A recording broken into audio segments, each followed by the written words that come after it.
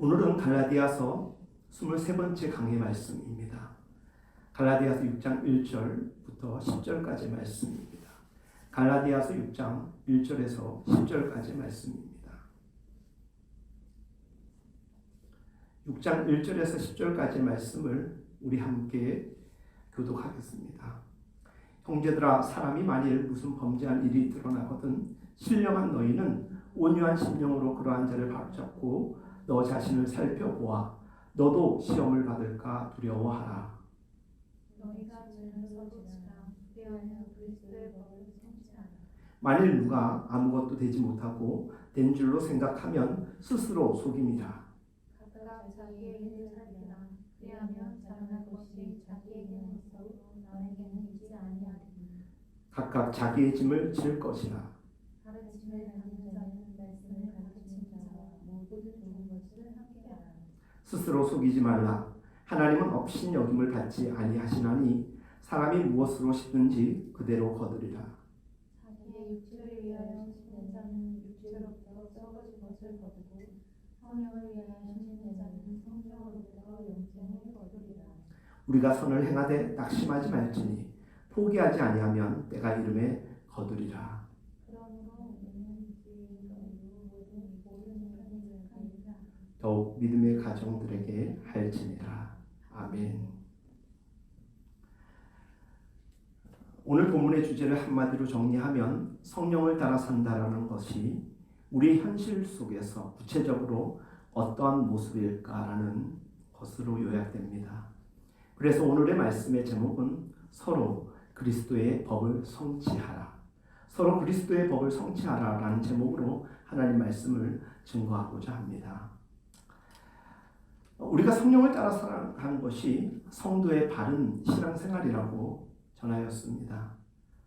육체를 따라 살면 온갖 어그러지고 아픈 일들, 슬픔의 일들이 우리의 삶을 가득 채워가는데 우리가 육체를 따르지 아니하고 성령을 따라 살면 우리 안에 그리고 우리 안에서 주신 하나님의 믿음의 능력을 통하여서 우리의 삶의 외부에서는 성령의 열매가 맺힌다라고 지난 2주의 말씀을 통하여서 말씀을 전하였습니다.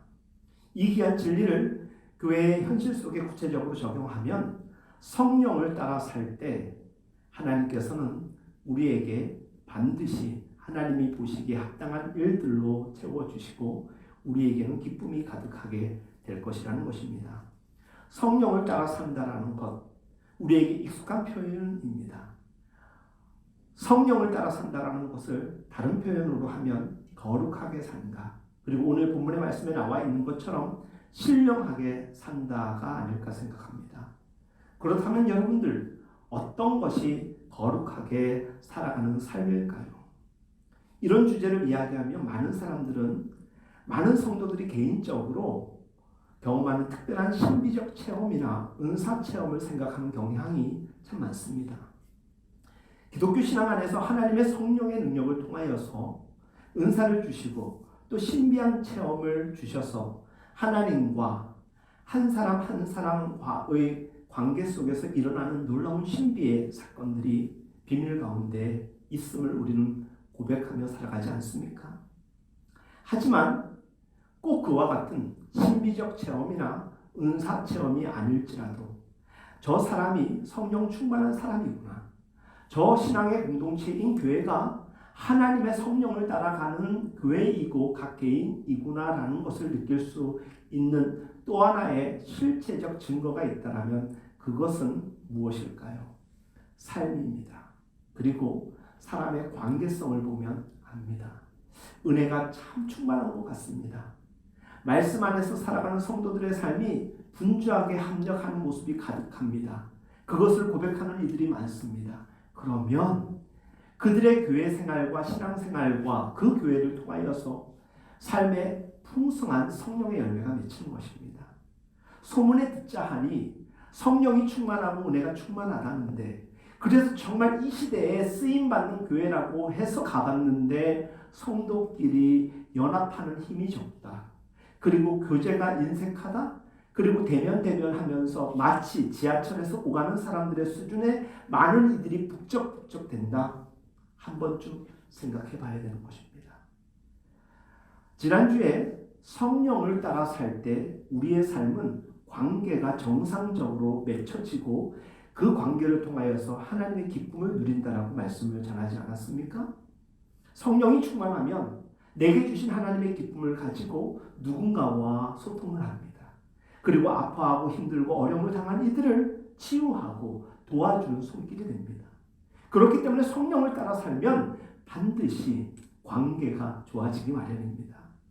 반면에 육체를 따라 살 때, 육체의 일을 따라 살 때 어떤 일이 일어나느냐? 15가지의 결과물이 나타나는데 그 가운데 8가지 이상은 어그러지고 삶이 피폐해지는 결과물 아니었습니까? 성령을 따라 살면 성령의 열매를 맺는다. 여러분들 그것을 경험한다면 우리는 날마다 성령을 구할 수밖에 없습니다. 왜? 성령의 충만함으로 성령의 열매를 맺는다는 것이 얼마나 가치 있는가를 알기 때문입니다.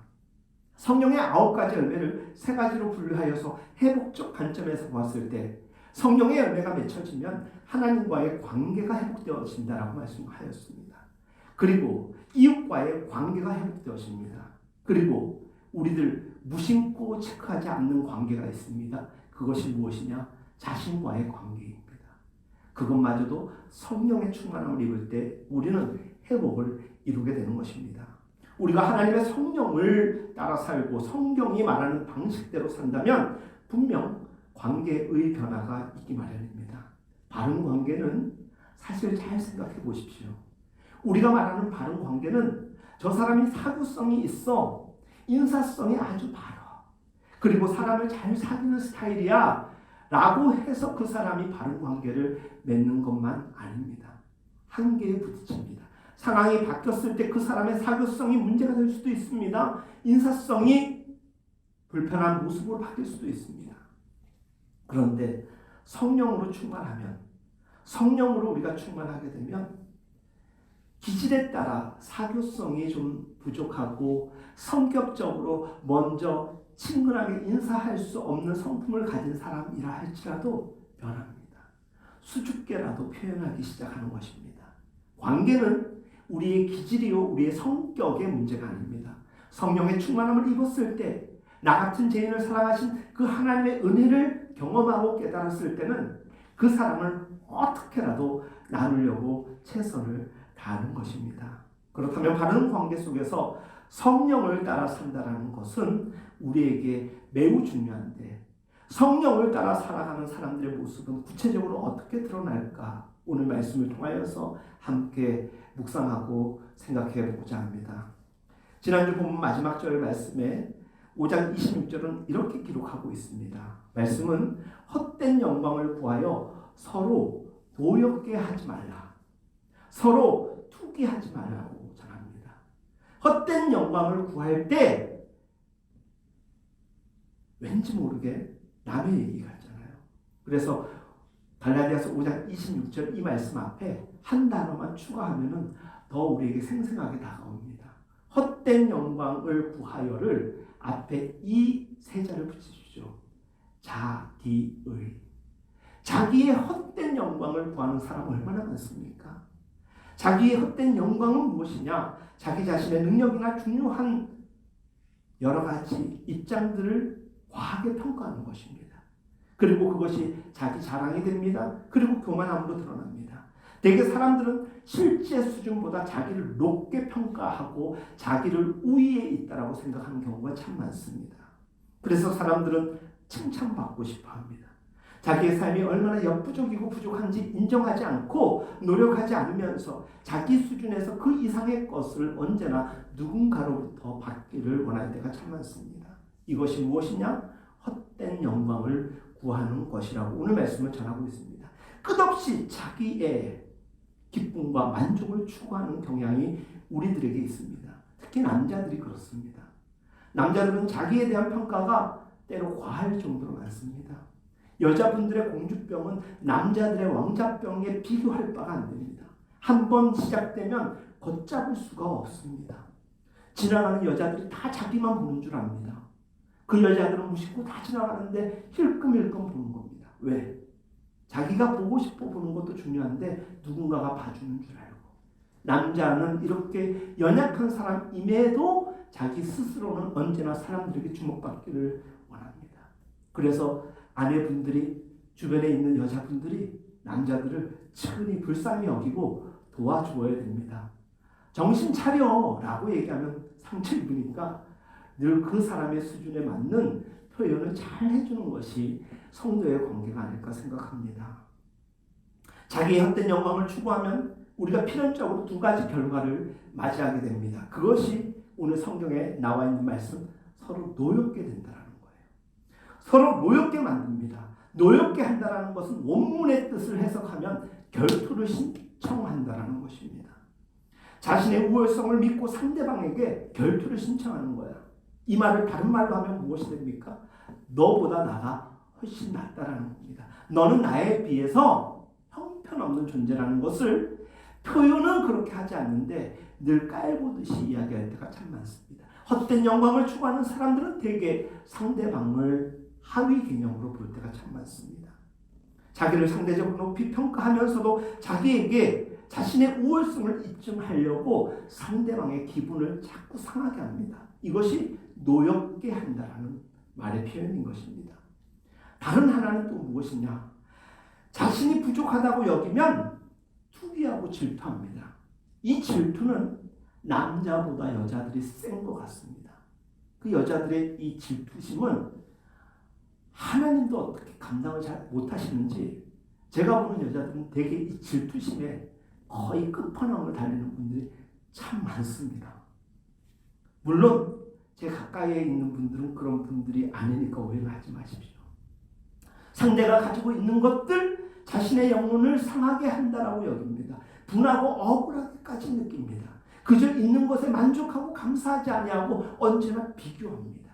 그래서 우리 삶에 떠나보내야 될 중요한 약점 가운데 하나가 비교라는 것입니다.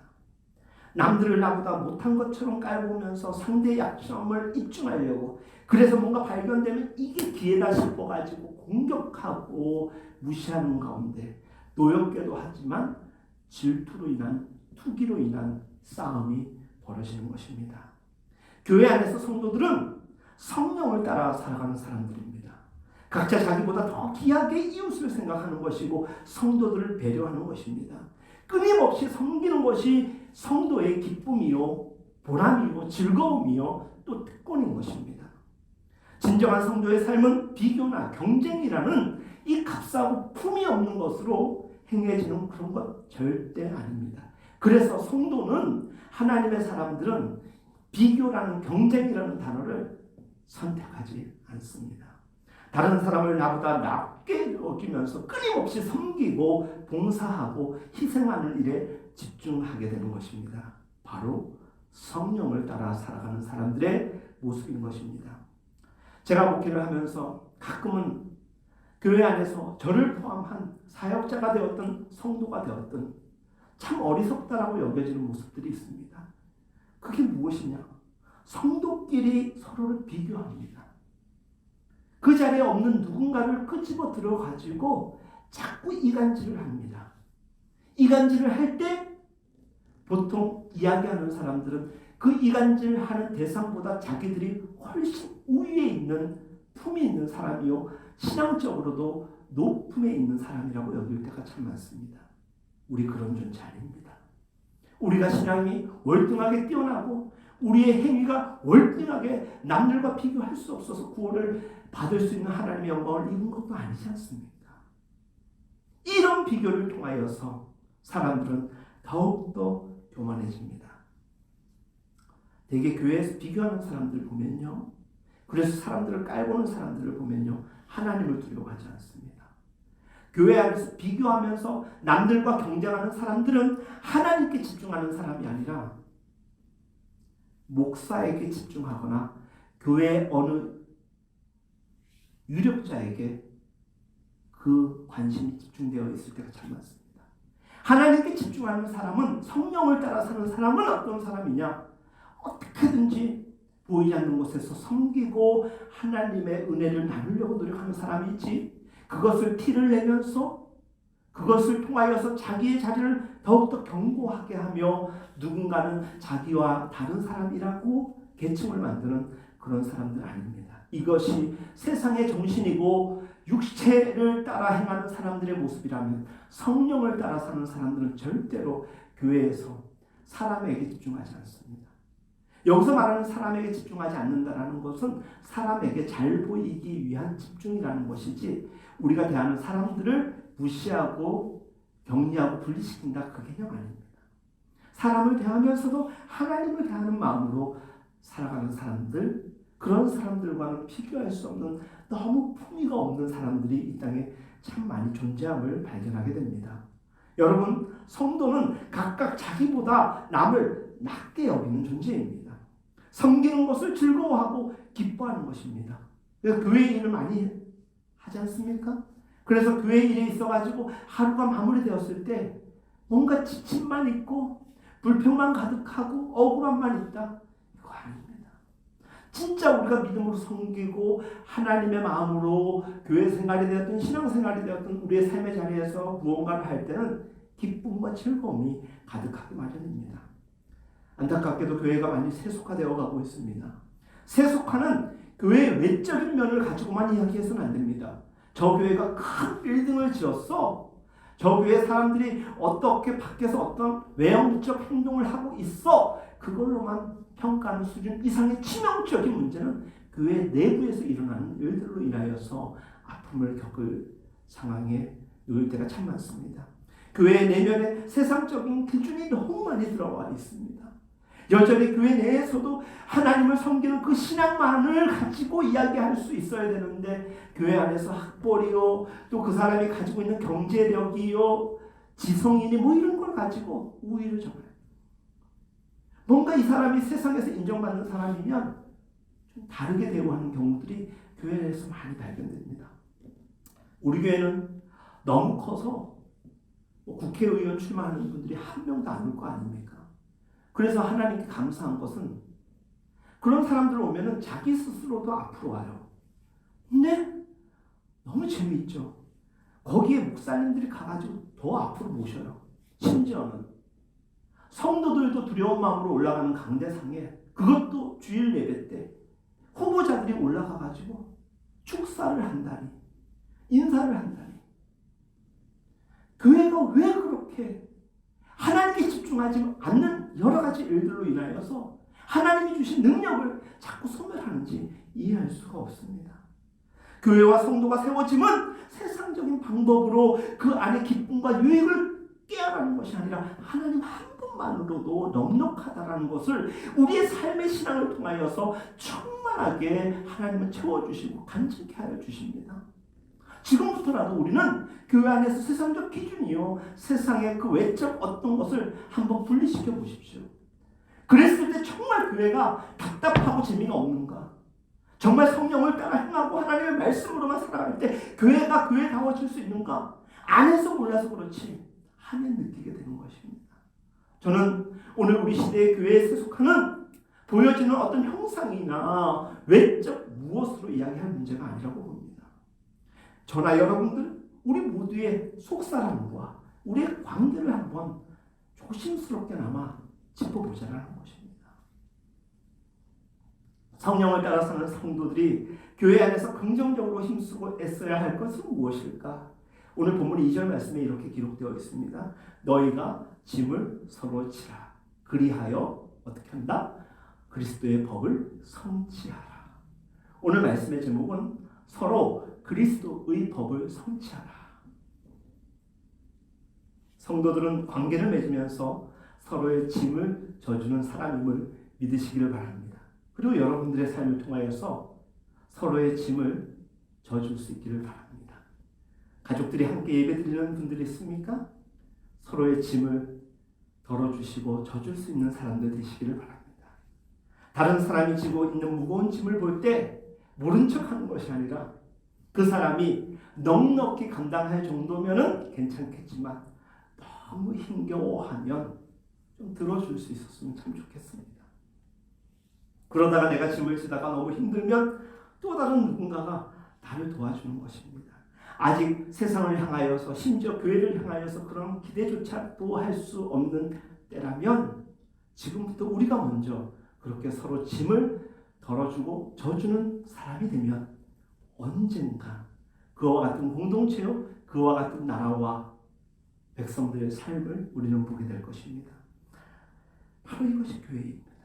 바로 이것이 신앙 공동체의 진정한 모습 아니겠습니까? 교회에서 신앙이 잘 자랐습니다. 믿음이 잘 컸습니다. 성령이 충만하다라고 여겨지고 칭찬받는 사람들이 있지 않습니까? 그 증거가 무엇입니까? 저 사람은 교회에서 잘 컸어. 신앙도 잘 컸어. 그러면서 사람들은 이상하게 연결고리를 끌고 갑니다. 그거 뭡니까? 그렇다니 저 대학 갔어. 저 직장 봐봐. 저 사람 살고 있는 집 봐봐. 하나님의 은혜 안에서 일어날 수 있는 일임을 부정하지는 않지만 그것을 단적으로 마치 너무 연결고리에 특정한 것으로 이야기하는 것은 매우 부적절하고 위험한 것입니다. 로마서 15장 1절에 기록되어 있기를 믿음이 강한 우리는 마땅히 믿음이 약한 자들의 약점을 담당하고 자기를 기쁘게 하지 아니할 것이라고 전합니다. 믿음이 강한 우리는 상대적 약자와 소외되고 어려움을 겪는 이들을 보면서 돕는 사람이 되어라. 그리고 자기의 자랑거리를 심지어 너무 내색하지 말라고 전합니다. 믿음이 잘 자라서 강한 믿음을 갖고 있는 사람은 어떤 사람이냐? 남들의 마음을 같이 나누고 자기의 것을 나눌 수 있는 사람인 것입니다. 세상은 늘 남을 무시하고 자기를 드러내고 헛된 자랑을 하는 경우들이 참 많죠. 근데 오늘 본문은 아니지만 지난주 말씀 마지막에 그렇게 되니까 어떻게 된다? 오늘 말씀 초반에 이야기했잖아요. 서로 노여워집니다. 그리고 투기하고 질투하면서 싸움이 일어나는 것입니다. 하지만 성령의 인도를 따라 살아가는 성도와 교회는 절대로 그렇게 하지 않습니다. 약한 자의 약점을 우리가 감당하겠다고 자처하며 최선을 다하는 공동체가 교회요. 그와 같은 삶을 살아가는 사람들이 성도라는 존재인 것입니다. 교회 공동체는 생명 공동체입니다. 사람을 살리고 사람 살만 나눈 곳이 교회여야 됩니다. 그런데 교회마저도 언제부턴가 각박해지고 있고 불편한 사람들이 많이 생겨진다면 그것은 교회가 아닙니다. 성도는 교회 공동체를 세워가면서 2절 말씀에 나와 있는 것처럼 그리스도의 법을 성취하는 사람 공동체로 만들어 가야 됩니다. 교회는 어떤 경우에도 하나님의 법이 통해야 됩니다. 하나님의 법만이 유통되어야 되는 곳인 것입니다. 그리스도의 법은 무엇일까? 예수께서 세상에 오셔서 율법의 모든 요구를 다 이루시지 않았습니까? 율법의 요구를 이루신 예수님께서 우리에게 한 법을 주셨습니다. 그 법은 무엇인지 아시죠? 요한복음 13장 34절에서 35절에 기록되어 있기를 새 계명을 너희에게 주노니 어떻게 하라? 서로 사랑하라.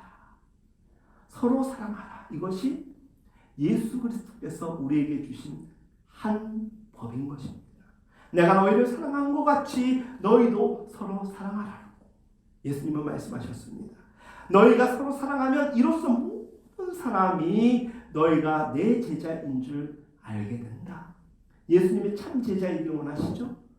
사랑하라는 것입니다. 사랑의 열매가 여러분들의 삶 속에서 맺혀집니까? 맺혀지고 있다면 그것을 통하여서 사람들은 이야기할 것입니다. 저는 참 예수의 제자입니다. 라고 고백하고 여러분들을 향하여서 칭찬하게 될 것입니다. 내일부터 새벽 6시에 짧은 시간이지만 여러분들과 함께 고난주간 특별 새벽 기도회를 함께 나누기를 원합니다. 이번 특별 새벽 기도회 주제는 제자입니까? 입니다. 예수님의 십자가 순환 고통의 때에 정말 나는 예수께서 우리에게 허락하신 삶을 살고 있는가 이야기해 보고자 하는 것입니다. 사랑하는 것은 종노릇하는 것입니다. 사랑하는 것은 종노릇하는 것인데 종노릇한다라는 것이 쉽지가 않음을 우리는 너무나도 잘 알고 있습니다. 우리 구주께서 하늘의 모든 영광을 버리고 우리의 몸을 입고 우리와 똑같은 몸을 입고 이 땅에 오시지 않았습니까? 그리고 우리의 죄짐을 대신 지시고 십자가에 달려 돌아가신 것은 사랑이 만들어 내어놓은 이 땅의 최고의 종노릇이라고 말씀드릴 수 있습니다. 사랑은 누군가의 종이 되지 않으면 절대로 할 수 없습니다. 어떻게 하는 것이 종노릇하는 것일까?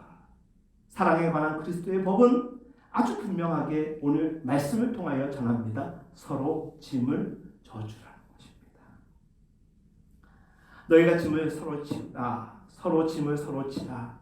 그 짐을 지라는 것은 서로 종노릇하라, 서로 사랑하는 일에 힘쓰라는 말씀입니다. 공동체 안에서 연약한 자들을 돌볼 때 그 짐을 짊어질 수 있는 사람이 성령을 따라 사는 사람이고 사랑하는 마음으로 살아가는 사람인 것입니다. 여러분들, 교회는 완성된 사람들이 모여서 사랑을 이루는 것 아닙니다. 세상에서 으뜸되는 사람들 모여서 교회를 구성하는 것 아닙니다. 우리가 다 아는 것처럼 우리처럼 허물 많고 실패의 흔적이 가득한 이들이 모였습니다. 물론 성공하고 잘 살아가는 이들도 있습니다. 하지만 그 어떤 것도 하나님의 은혜와 인도하심에 비할 것이 못된다라는 것을 고백하는 이들이 교회 안에서 하나님으로 인하여서 즐거움과 삶의 가치와 모티브를 제공받는 그런 것 아닙니까? 우리 예수 그리스도를 믿는 사람들은 신앙의 연수가 더해지면 더해질수록 예수님을 깊이 알아가고 신앙이 훨씬 좋아지면 참 좋겠는데 이게 참 더딜 때가 많습니다. 더디기도 하지만 잘 안 될 때가 참 많습니다. 사람은 쉽게 변하지 않습니다. 그래서 우리는 성령께 의지하는 것입니다. 성령께서 개입하지 않으면 우리는 잘 안 변합니다. 그래서 우리가 성령으로 인하여서 사랑도 할 수 있고 종노릇 할 수 있습니다. 우리 종노릇하는 거 좋아합니까? 주인 노릇하는 거 좋아합니까? 주인 노릇하는 거 좋아하지 누가 종노릇하는 거 좋아합니까? 종노릇을 하려면 정말 누군가에게 주인으로 대접할 수 있는 사랑으로 충만해야 되는 것입니다. 내 안에 사랑의 에너지가 없는데 누군가를 사랑할 수 있다는 것 말이 안 되지 않습니까? 그 사랑에 채워지는 힘이 무엇이냐? 성령의 충만함인 것입니다. 그래서 성령을 강구하고 충만하라고 성경은 우리에게 전하는 것입니다. 기독교는 사람들이 예수를 잘 믿어서 돌을 닦는 그런 종교 아닙니다. 신선놀이 하는 곳이 교회 곳이 아닙니다. 교회는 내가 좀 때가 묻고 내가 좀 헐벗은이가 되더라도 그리스도 예수가 우리의 행하신 것처럼 우리도 누군가의 손이 되어주고 발이 되어주는 종의 삶을 자처하는 것입니다. 그리고 그것을 기쁨으로 감당하는 것입니다. 우리가 아무리 탁월한 성도라도 여전히 연약한 인생입니다. 우리는 한계가 있고 또 모순을 가진 존재입니다. 저는 확신하건대 제 아무리 예수를 잘 믿는 사람이라 할지라도 다른 사람과 더불어 관계를 이어가지 못한다면 그 사람은 하나님의 사람이요 성령의 사람이 아니라고 생각합니다. 오늘 본문뿐만 아니라 성경은 곳곳에서 서로라는 단어를 사용합니다. 아주 꽤 많이 이 서로라는 단어를 사용하는데 제가 개역 개정판에 이 서로라는 단어가 몇 번 나오는지 찾아보니까 무려 248회, 그리고 표준 세번역으로 가니까 300회 이상이 되어버립니다. 무슨 단어? 서로. 그래서 그래서 믿음의 연조가 길어지면 자기중심적 신앙이 아니라 상대적으로 이타성을 확장해 나가는 것입니다.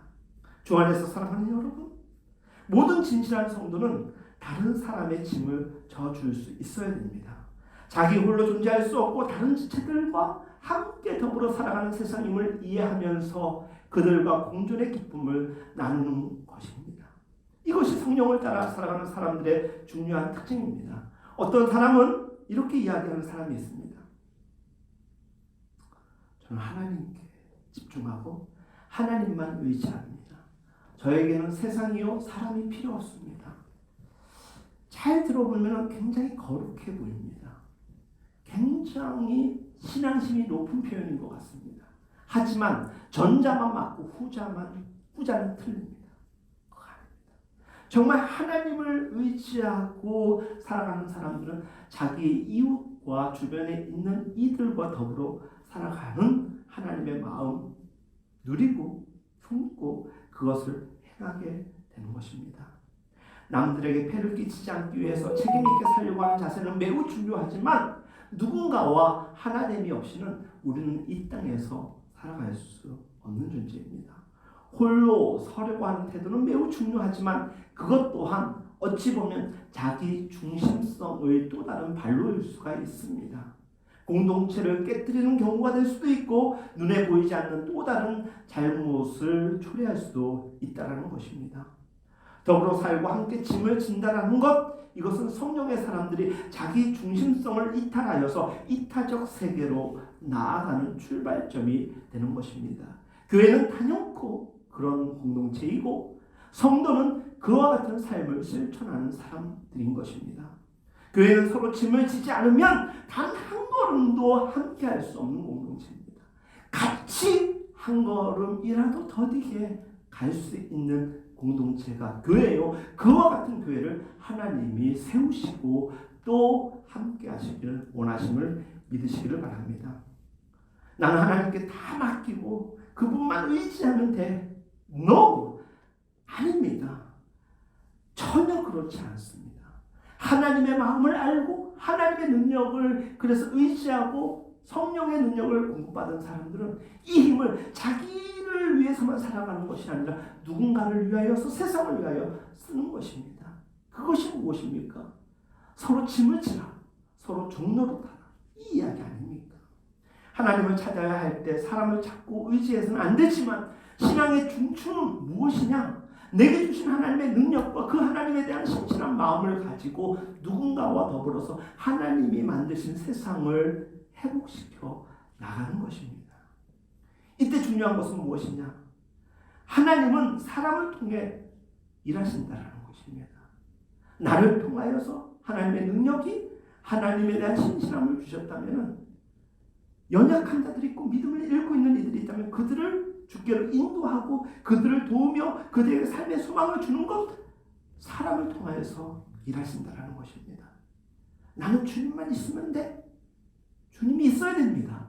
하지만 주님이 함께하는 사람은 누군가에게 나갈 하나님의 목적을 분명히 제시한다는 것입니다. 그러므로 우리는 우리의 약함을 늘 인정하면서 더불어 지체의 도움을 우리는 늘 의지할 수 있어야 됩니다. 돈 빌리거나 남에게 괜히 의도적으로 너무 안 좋은 일로 의지해서는 안 되지만 할 수만 있다면 기도 제목도 많이 나누십시오. 그리고 먹을 것이 있으면 또 나누십시오. 그게 성도의 짐을 서로 져주는 것, 그리고 공동체의 모습 아니겠습니까? 성경이 말하는 성도는 서로 짐을 지어주는 것입니다. 자기의 필요를 누군가로부터 공급도 받을 수 있지만 자기의 충만함을 누군가에게 나눌 수도 있어야 된다라는 것입니다. 자신을 잘 알고 인정하는 사람은 하나님으로부터 받은 깨달음이기 때문에 자기가 홀로 살아갈 수 없음을 잘 압니다. 오늘 본문 속에서 우리는 짐을 나눠지는 구체적인 두 가지 사례에 대하여서 우리는 전달받습니다. 오늘 1절 말씀을 보니까 이렇게 나와 있습니다. 신령한 너희는 이 말이 너희가 신령하다라는 것이 아니라 신령하신 하나님의 사람인 너희라는 뜻입니다. 하나님이 함께하는 너희는 이라는 것입니다. 너희는 온유한 심령으로 그러한 자를 바로잡고 어떠한 자입니까? 1절 말씀이니까 26절을 돌아가야 되죠. 서로 분노하고 질투하고 심기가 불편한 그런 이들을 바로잡고 너 자신을 살펴보아 너도 시험을 받을까 두려워하라고 오늘 우리에게 전하고 있습니다. 짐을 나눠준다라는 것은 바로잡는 것입니다. 신령한 너희는 하나님의 능력 안에서 그 일을 행하라는 것입니다. 우리가 신령하다는 것은 하나님의 주권과 하나님의 능력으로 살아갈 수 있음을 고백하는 것 아니겠습니까? 1절 말씀에서 신령한 너희는 어떻게 하라는 것입니까? 공동체 안에 죄를 지은 사람이 있고 불편함을 끼치는 사람이 있다면 그들을 정죄의 개념이 아니라 용서하면서 그들에게 깨우침을 얻게 하라는 것입니다. 믿었던 사람들에게서 죄를 발견할 때 사람들은 아주 심각하게 비판하고 정죄하고 판단하고 심지어 내치기까지 합니다. 교회는 그런 공동체가 아닙니다. 사람을 신뢰하다가 실망할 수도 있는 것 아닙니까? 우리 그런 연약한 존재이지 않습니까? 누군가를 쉽게 정죄하는 사람들은요, 말은 하지 않지만 그 이면에 무엇이 있냐? 나는 그렇지 않은데 너는 왜 그래? 라는 그 정죄의 의미가 있는 것입니다. 우리는 그럴 만한 존재도 아니고 그런 말을 할 수 있는 존재가 아닙니다. 이 땅의 사람들은 어느 누군가의 사람들이 실수하거나 허물이 드러나면 그날이 핫듯이 몸 잡아먹어서 안다는 일들이 참 많습니다. 벌떼같이 달려들어가지고 그 사람의 삶 자체를 그냥 뭉개버립니다. 요즘에 언론으로 인하여서 마녀 사랑 얼마나 심각한 상황입니까? 그 사람이 재기할 수 있도록 그 사람이 뉘우칠 수 있는 기회조차도 허락하지 않습니다. 그냥 몰살이라고 해야 됩니까? 완전히 깡들이 다시는 재기하지 못하도록 불구를 만들어 버립니다. 그것은 하나님이 원하는 방법이 아닌 것입니다. 이것은 정말 사회가 가지고 있는 아주 얄팍하고 어리석은 것이고 아주 저급한 행위입니다. 하나님의 사람은 그렇게 세상을 이끌어가는 사람들이 아닙니다. 하나님의 법으로 하나님의 말씀 안에서 그들을 일으켜 세우는 것이 교회입니다. 그리고 회복시켜주는 것입니다. 그 일을 위해서는 바르게 권면하는 일을 주저하면 안 됩니다. 그런데 교회 안에서 주저하는 경우가 너무 많습니다. 해야 할 말마저도 안 합니다. 오늘 본문 말씀은 우리에게 어떻게 짐을 나누시라고 합니까? 범죄한 일이 드러나거든 신령한 너희는 온유한 심정으로 그러한 자를 바로 잡으라고 합니다. 용기를 내십시오. 교회 안에서조차도 할 말을 하지 못하고 하나님의 말씀을 전하지 못하고 그냥 적당히 야합하면서 비유 맞춰주는 것, 그래서는 안 됩니다. 또 하나 어떤 사례가 발견되어지냐, 아예 말조차 안 꺼내는 경우가 많습니다. 괜히 일 크게 하지 말고 그냥 내 조용히 있어. 그거 아닙니다.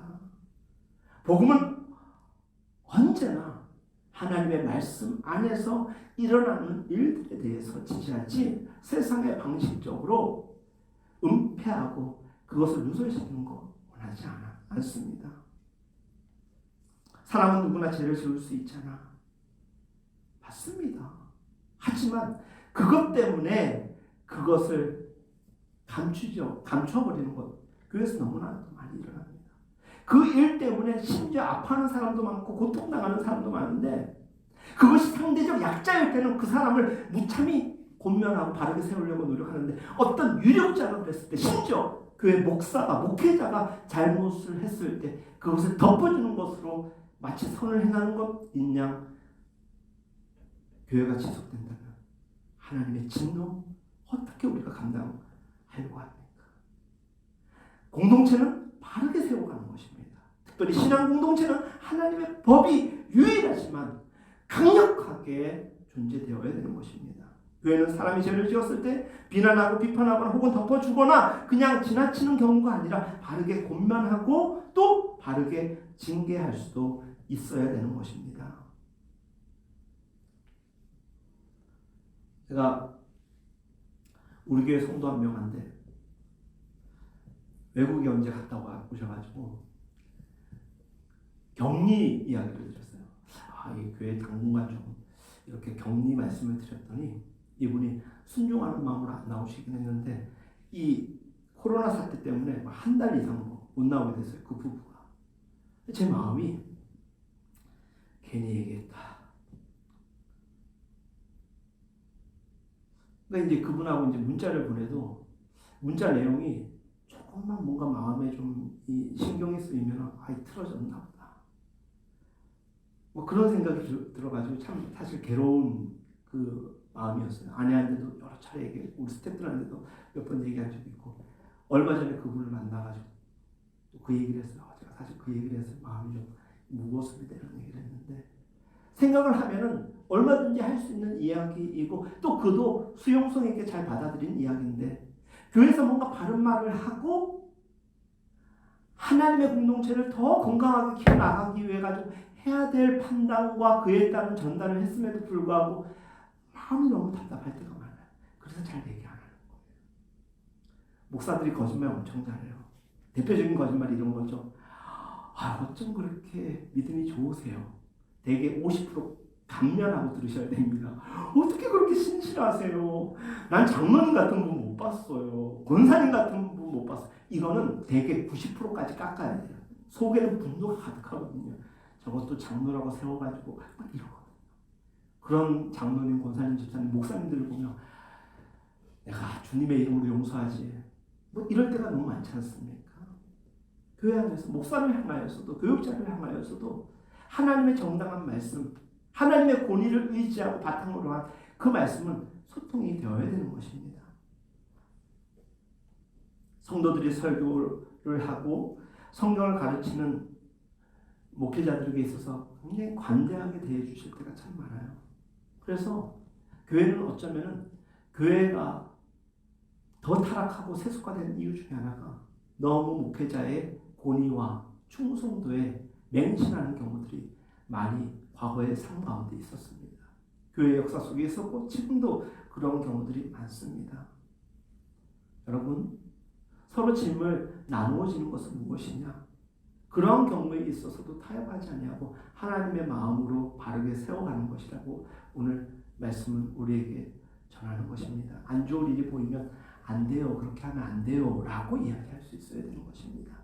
지난주에 우리 성령의 열매에 대해서 우리가 함께 나누지 않습니까? 그 성령의 열매 가운데서 온유. 저 온유가 전 없어요.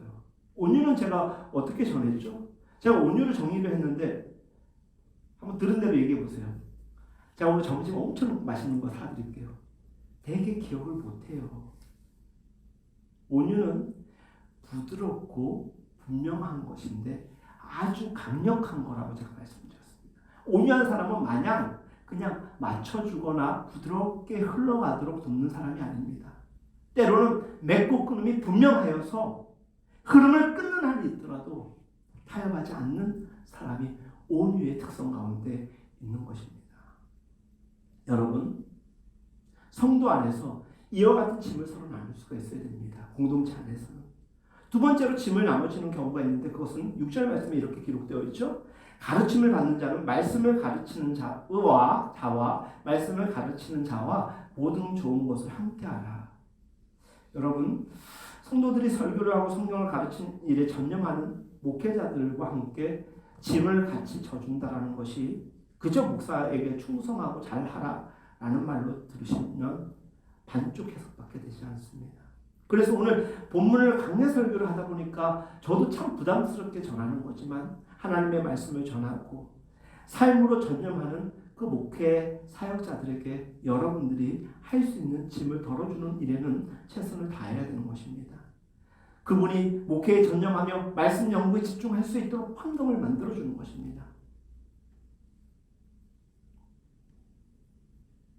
그들이 할 수만 있다면 진짜 전념해야 될 것에 전념할 수 있도록 도우라는 것입니다. 뭐 맛있는 거 사다 드리고 좋은 옷을 선물하고 그게 아닙니다. 짐을 덜어주라는 것은 그가 목회에 집중하고 건강한 교회를 세우는 일에 있어서 쓸데없는 생각의 잡념으로 무거워하지 아니하도록 도우라는 것입니다. 목사로서 참 이런 말씀을 전하는 것이 부담입니다. 하지만 성도들에게만 이 말씀을 전하는 것이 아니라 우리 교육자 스태프들과도 그런 말씀을 나눌 때가 참 많습니다. 우리가 정말 정성으로 진정성 있게 교인들에게 다가가고 정말 성령의 충만함으로 사역을 감당할 때 성도들의 짐을 우리가 덜어줄 수도 있는 거라고 우리도 원합니다. 그렇기 때문에 오늘 여러분들에게도 주님의 이름으로 권면드립니다. 목회 사역자들이 되었든 어떠한 하나님의 일을 하는 사람이 되었든 그 짐을 덜어줄 수 있는 일이 무엇일까 생각해 보시기 바랍니다. 사역자보다 성도가 때로는 나이가 참 많을 때가 많습니다. 그럼에도 불구하고 사역자의 연소함을 너무 낮게 생각하고 함부로 대해서는 안 됩니다.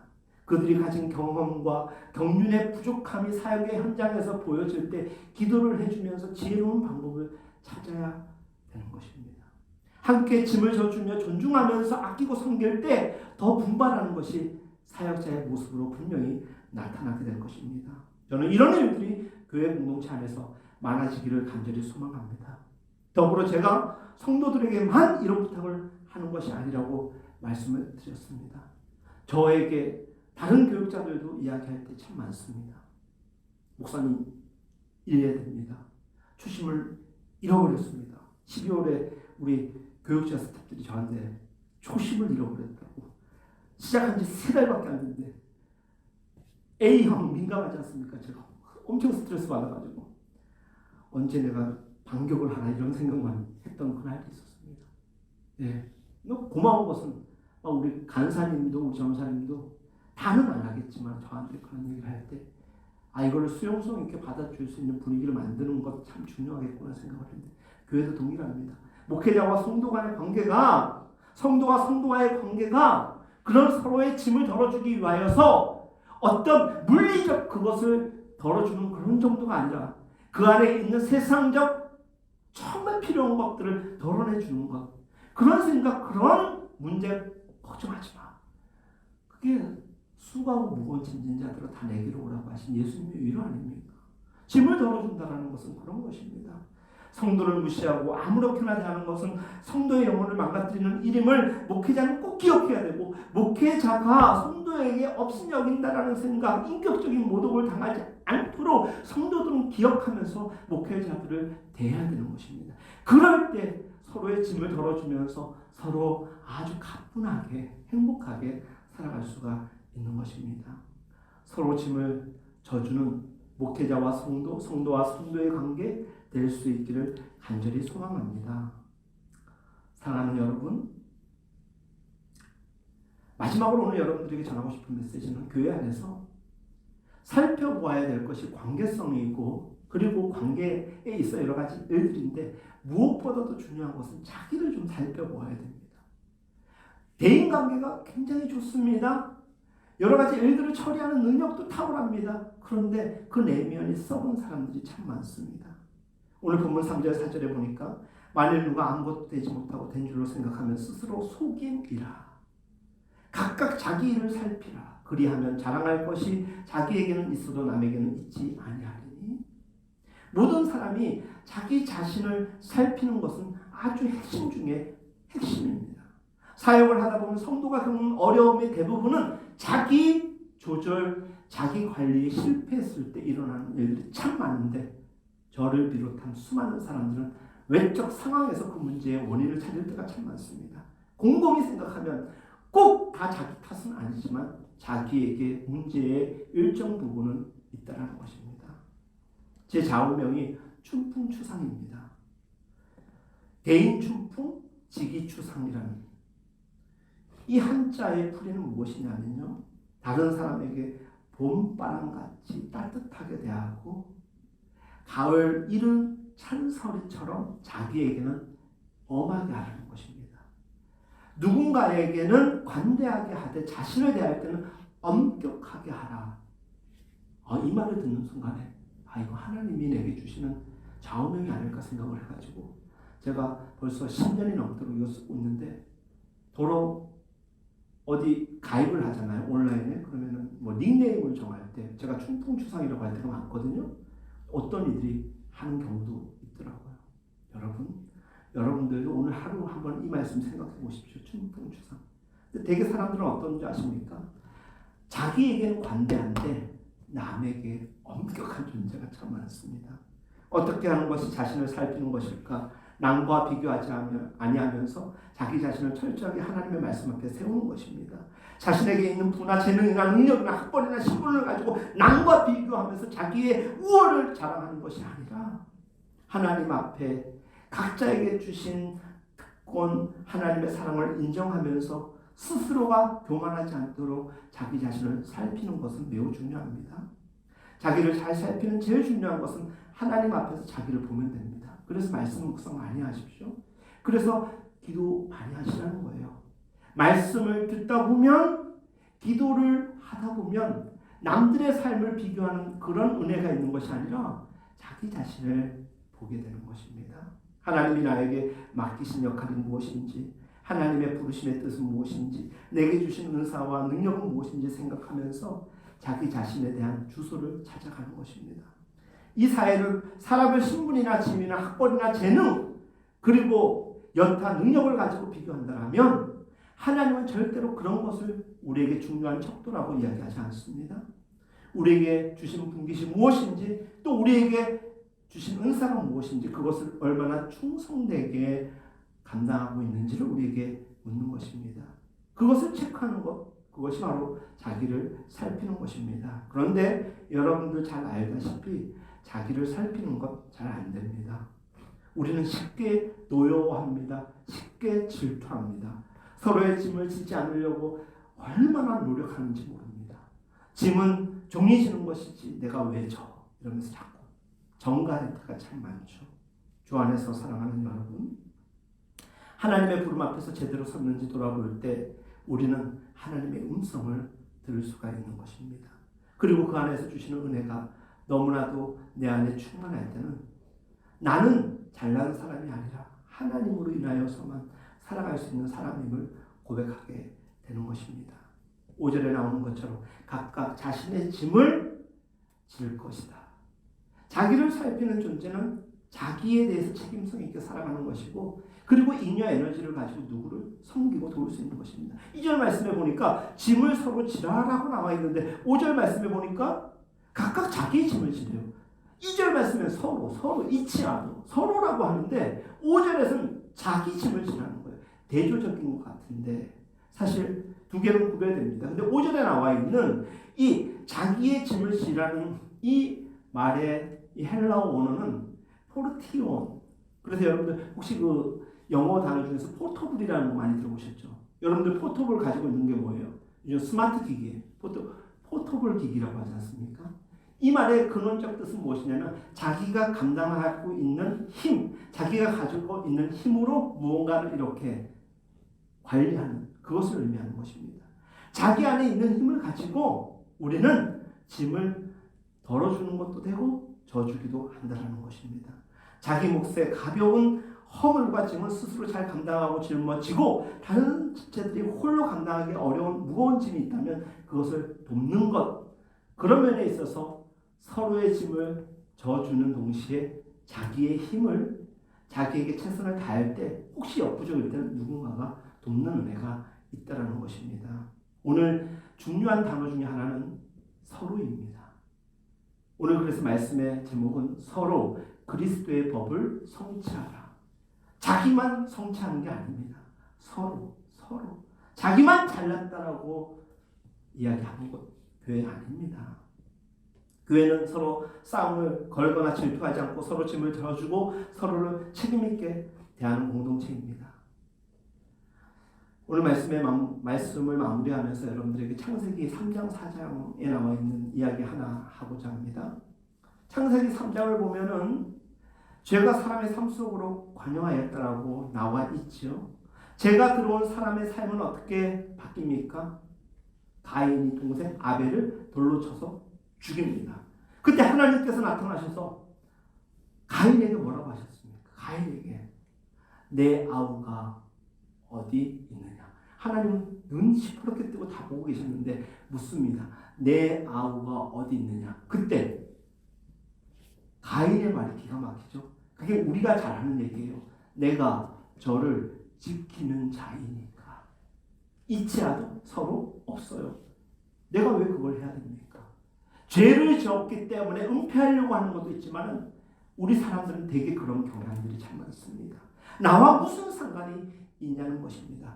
도리어 하나님의 사람이고 하나님의 사람인 백성들은, 성도는 내 아우 아벨이 어디 있느냐 물었을 때 내가 저를 지키는 사람입니까? 라고 대답하는 것이 아니라 내가 내 아우를 지키는 자입니다. 그런데 제가 모르고 있습니다. 죄송합니다. 노력하겠습니다.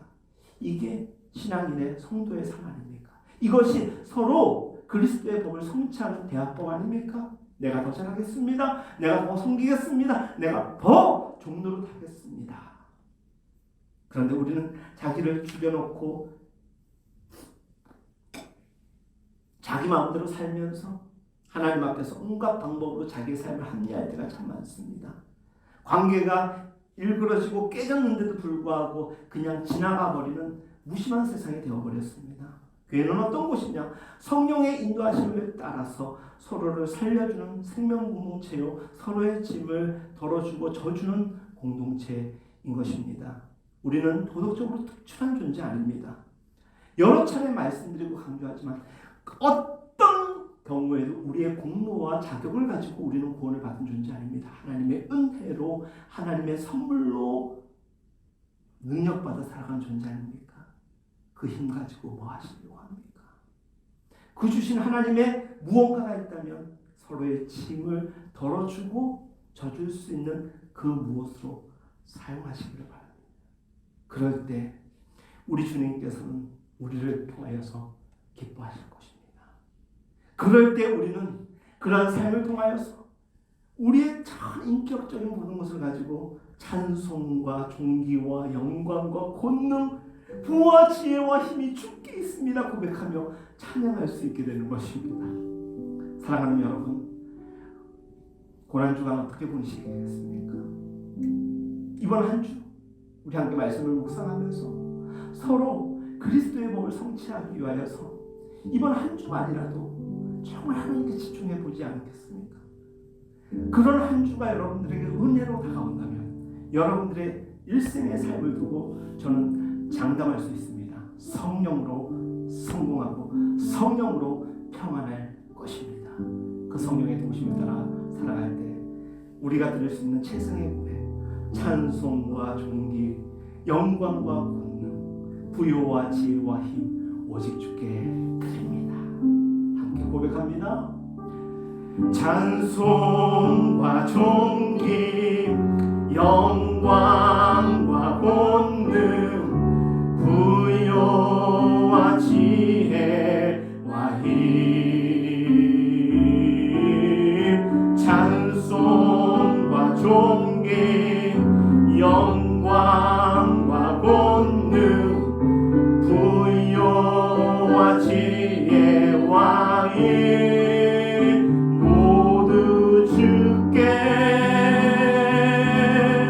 주님께 보좌 위에 앉으신 주님 모두 주께, 주님께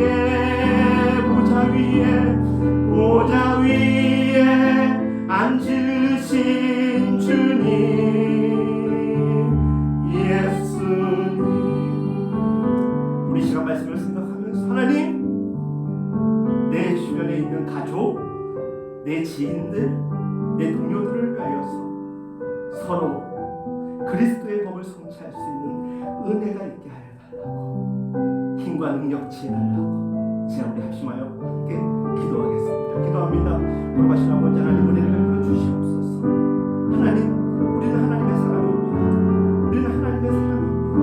그 하나님의 능력 가지고 살아가는 우리들이 하나님의 능력을 살아갈 수 있도록 능력을 하여 주시옵소서. 하나님 주시옵소서. 내 중심적 자아가 아니라 하나님이 원하시는 삶을 살게 하여 주시옵소서. 하나님을 만족시키는 사람들에게 선한 영향력을 미치게 하여 주옵소서. 오늘 말씀은 우리에게 서로 짐을 지라고 전하고 있습니다. 서로 짐을 져줄 수 있는 힘과 능력 지혜를 하여 주시옵소서. 우리가 믿음이 더해진다는 것은 자기 중심성에서 이제는 벗어나서 누군가를 향한 이태적 삶으로 살아가는 것입니다. 하나님, 우리 사랑하는 예배자들과 교인들, 이 땅의 수많은 교회들과 성도들이 서로 그리스도의 법을 성취하는 일에 힘쓰게 하여 주옵소서. 오늘도 하나님, 온라인으로 예배드리며 또한 어떤 교회는 또 예배당에 모여서 예배드릴 것입니다. 예배드리는 모든 이들에게 하나님의 은혜 허락하여 주시옵소서. 단호하고 분명하게 하나님의 원칙과 기준을 가지고 세상을 살아가게 하여 주시옵소서. 그 가운데 주신 하나님의 은혜가 있습니다. 성령이여 역사하여 주시옵소서. 하나님, 오늘도 우리는 말씀 앞에 섰습니다. 할 수만 있다면 최선을 다하여 서로 그리스도의 법을 성취하는 사람이요, 교회요, 가정이 되게 하여 주옵소서. 은혜가 더하여 하신다면 우리 직장과 일터에서도 서로 종로로 타는 그리스도의 성령의 열매를 맺어가게 하여 주옵소서. 오늘도 귀한 예물을 하나님께 드렸습니다. 여러 가지 이름으로 드린 예물들 귀하게 사용되게 하여 주시고 또 구별되게 사용될 때 이 또한 성령의 열매가 되게 하여 주시옵소서. 여호와는 내게 복을 주시고 너를 지키시기를 원하며 여호와는 그의 얼굴을 내게 비추사 은혜 베푸시기를 원하며 여호와는 그 얼굴을 내게로 향하여 드사 평강 주시기를 원하노라.